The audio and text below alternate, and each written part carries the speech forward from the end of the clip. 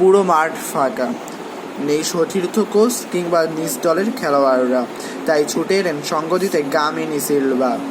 না, সরাসরি মিরপুরে নয়, তবে তেমনই একজন ইনিও শ্রীলঙ্কান।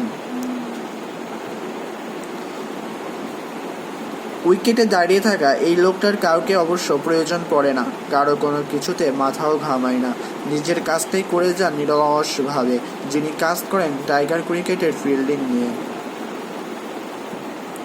টেস্ট থেকে ওডিআই টাইগারদের দুর্দান্ত ফিল্ডিং নজরে এসেছে। হাই প্রোফাইল কোচ এনে তা যেন বোঝা যাচ্ছে হাড়ে হাড়ে, তাই এখনই তো সময় টাইগারদের জ্বলে ওঠার।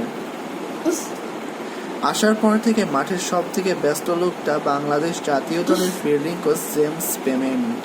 আছে নিত্য নতুন সব আইডিয়া, 22 গজের আশেপাশে সাজাই আক্রমণাত্মক ভাবনা। ওনার হাত ধরেই ফিল্ডিংয়ে এক্সপার্ট হয়ে উঠবে টাইগাররা।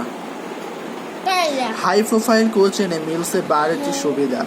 একে তো ফিল্ডিং কোচ, দৌড়াদৌড়ি ঝাপাঝাপির সঙ্গে এমন লোকদের কাছ থেকে আছে নানাবিধ শিক্ষা, যাদের অলস সময় কাটে না, কিছু না কিছু করছেন, শিখছেন, দেখছেন, আবার শেখাচ্ছেন।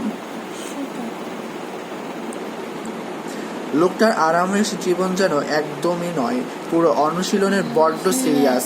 56 বছর বয়সী এই কোচের জন্ম ইংল্যান্ডে হলেও তিনি বেড়ে উঠেছেন নিউজিল্যান্ডে। খেলোয়াড়ি জীবন যেমন বর্ণলীন নয়, তবে কোচ হিসেবে প্রোফাইলটা আলোই ভিড়। জেমস বর্তমান পরিচয় বাংলাদেশ জাতীয় দলের ফিল্ডিং কোচ। কদিন আগে আইপিএলের দল মুম্বাইয়ে কাজ করেছেন, ছিলেন একই ভূমিকায়।